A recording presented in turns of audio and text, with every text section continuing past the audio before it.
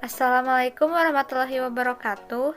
Perkenalkan, kami dari kelompok 4 akan menjelaskan materi mengenai produksi minyak atsiri. Perkenalkan, nama saya Oktaviani Nurhaliza dengan NIM 321191002. Dan ada teman saya, Putri Siti Nurhaliza dengan NIM 321191003. Dan ada Nurul Adinda dengan NIM 321191034. Selamat menyaksikan. Yang pertama ada definisi dan sejarah, di mana seorang profesor dari Institut Kimia Farmasi Universitas Bina mengatakan bahwa minyak atsiri merupakan zat yang mudah menguap dan mengeluarkan bau. Selain itu, minyak atsiri ini dapat diperoleh dengan cara penyulingan uap maupun penyulingan kering. Dan minyak atsiri ini berasal dari tanaman atau tumbuhan, baik dari akarnya, batangnya, bunganya, maupun bagian lainnya. Kemudian ada sejarah singkat mengenai destilasi, di mana destilasi ini ditemukan oleh seorang ilmuwan yang bernama Levy. Levy mengatakan bahwa suhu pemanasan pada saat destilasi adalah hal yang harus diperhatikan pada saat penyulingan minyak atsiri. Karena pada suhu yang tinggi atau pada suhu-suhu tertentu akan menghasilkan minyak atsiri yang baik pula, berdasarkan atau menyesuaikan dengan jenis tanaman yang akan kita ekstraksi atau yang akan kita destilasi. Kemudian ada faktor-faktor yang dapat mempengaruhi pada proses produksi minyak atsiri. Yang pertama ada iklim atau suhu, di mana suhu yang tinggi atau kelembapan yang tinggi akan mempengaruhi proses produksi minyak atsiri, yang menghasilkan minyak atsiri lebih baik, lebih banyak dengan kemurnian yang tinggi. Yang kedua ada pH tanah. Jika pH tanah seimbang, maka akan menghasilkan tanaman yang lebih subur dan kualitasnya lebih baik, sehingga minyak atsiri yang dihasilkan pun memiliki kemurnian yang tinggi. Setelah itu ada jumlah air dalam tanah. Jika terjadi kekeringan secara ekstrim, maka tanaman akan mati, dan tanaman tersebut tidak akan menghasilkan minyak atsiri.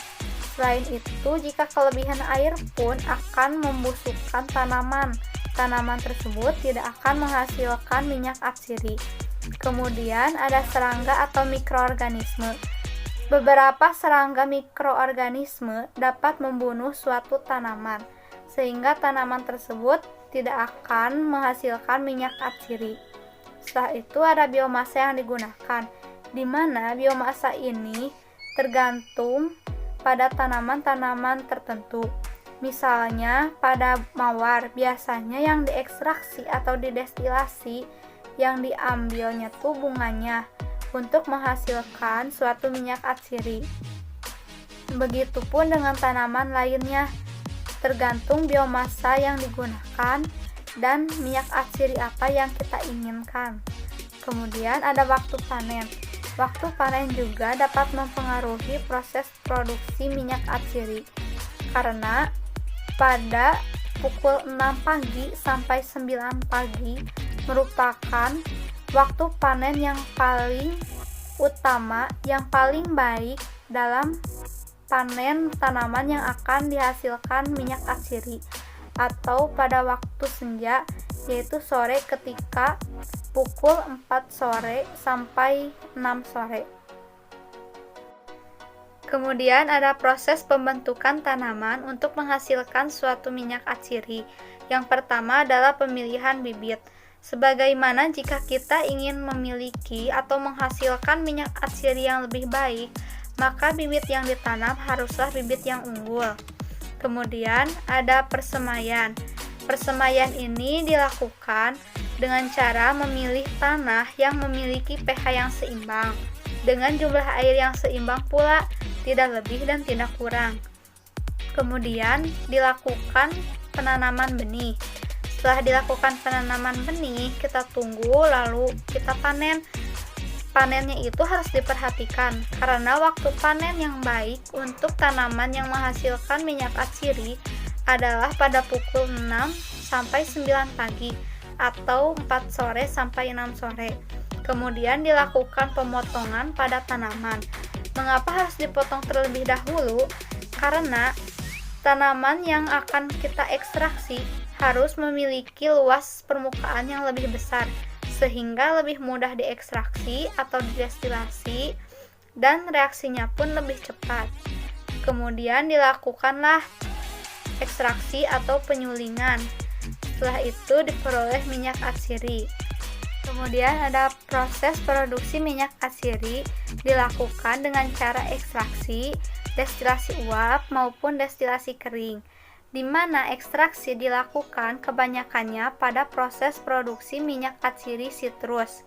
Kemudian destilasi uap adalah metode yang paling sering digunakan pada jenis-jenis tanaman. Kemudian destilasi kering itu hanya dilakukan pada beberapa kasus yang khusus. Saya Putri Siti Nurhalija dengan NIM 321191003. Di sini saya akan melanjutkan penjelasan dari teman saya. Selanjutnya yaitu ekstraksi. Definisi ekstraksi sendiri yaitu metode pemisahan suatu zat dari sampel berdasarkan pelarutannya pada pelarut tertentu. Metode ekstraksi pada minyak atsiri dilakukan dengan merendam bagian tanaman yang akan diekstrak dengan suatu pelarut untuk diambil komponen minyak atsirinya. Sebagai contoh yaitu ekstraksi pada minyak kulit jeruk. Selanjutnya penjelasannya yaitu destilasi uap. Destilasi adalah metode pemisahan dan pemurnian dari cairan yang mudah menguap. Cairan tersebut menguap ke tingkat yang lebih besar atau lebih kecil, bahkan pada suhu kamar. Hal ini disebabkan oleh gerakan molekuler yang diinduksi secara termal dalam cairan yang mengakibatkan beberapa molekul terlontar ke ruang udara di atasnya. Saat suhu dinaikkan, gerakan ini juga meningkat, menghasilkan lebih banyak molekul yang dikeluarkan. Sebagai contohnya yaitu peningkatan penguapan. Metode ekstraksi minyak atsiri yang paling sederhana adalah dengan cara destilasi hidro. Volatilitas konstituen minyak tidak dipengaruhi oleh laju penguapan, tetapi bergantung pada derajat pelarutannya dalam air. Prinsip dasar destilasi uap adalah nilai batas dari sistem uap cairan. Teori destilasi hidro ialah dua cairan yang tidak dapat bercampur dari zat A dan zat B membentuk dua fase terpisah. Tekanan uap total dapat diketahui dari persamaan berikut. Tekanan uap total sama dengan tekanan uap zat A ditambah tekanan uap zat B. Temperatur didih campuran berada di bawah temperatur didih cairan zat A dan zat B. Proporsionalitas antara jumlah masing-masing komponen dan tekanan dalam fase uap diberikan dalam rumus sebagai berikut. Jumlah mol minyak dalam fase uap dibagi jumlah mol air sama dengan proporsionalitas minyak dibagi proporsionalitas air. Ada dua jenis utama kondensor yang digunakan secara industri, yaitu kondensor kumparan dan kondensor bundet pipa. Yang pertama yaitu kondensor kumparan, terdiri dari tabung melingkar yang dipasang di bejana terbuka berisi air dingin yang masuk ke tangki dari bawah dan keluar di atas. Uap minyak tersebut dilewatkan melalui gulungan kondensor dari ujung atas. Dan yang kedua yaitu kondensor bundet pipa, di mana uap yang dilewatkan melalui beberapa tabung vertikal yang direndam dalam tangki air minum. Selanjutnya destilasi turbo. Pada destilasi turbo, bahan baku yang dipergunakan jika berbentuk keras haruslah digiling terlebih dahulu sebelum didestilasi dengan air. Contohnya seperti lada, kapulaga, ketumbar, dan lain-lain. Di dalam destilasi turbo terdapat bilah pengaduk yang memastikan pencampuran yang menyeluruh, terutama partikel minyak yang terlepas atau bahan biomasa yang menempel pada dinding penyuling. Konsensat dalam destilasi turbo rendah karena menggunakan kolom fraksionisasi untuk memperkaya volatil dan juga untuk mencegah partikel kecil biomasa masuk ke dalam minyak. Destilasi turbo menggunakan pendingin untuk mencegah minyak yang memungkinkan mudah menguap atau bersifat volatil. Berikut ini adalah gambar dari unit pendingin dan bagian dalam gelas fluoran. Selanjutnya, penyulingan dapat dilakukan di tempat atau wadah. Pada penyulingan tersebut, tekniknya sederhana dan efisien, karena wadah yang digunakan untuk mengambil dan mengangkutnya berfungsi untuk sebagai pot diam. Komponen-komponennya antara lain sebagai berikut: traktor, panci, dan penutup. Yang pertama yaitu traktor. Traktor disambungkan dengan pemanen pertanian yang memotong bahan tanaman dan mengirimkannya langsung ke pot diam melalui saluran. Yang kedua yaitu panci diam atau tong. Dipasang secara permanen ke trailer yang digabungkan ke mesin penuai. Setelah panci diam benar-benar terisi, ia ditarik oleh traktor ke pabrik di mana ia dilepaskan dan dipasang ke pemasok uap dan kondensor. Kemudian destilasi dimulai. Yang ketiga yaitu tutup. Tutup harus dipasang dengan benar-benar. Nah, di slide selanjutnya ini adalah contoh dari pemanenan male biru menggunakan wadah destilasi. Nah, yang di sebelah kanannya ini merupakan potret dari wadah destilasinya. Next. Selanjutnya, ada yang disebut dengan destilasi kontinu Bollandes, di mana dalam proses destilasi ini agak berbeda, karena bahan tanaman ini dibawa dengan cara mekanis dari penyimpanan ke pemotong halus melalui sekrup yang bernama sekrup Archimedes di bagian atas pot destilasi.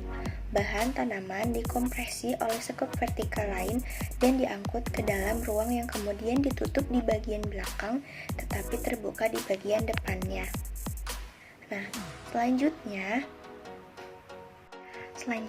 di slide ke-17 ini ada yang disebut dengan proses pencucian, di mana proses pencucian ini contohnya ada pada dalam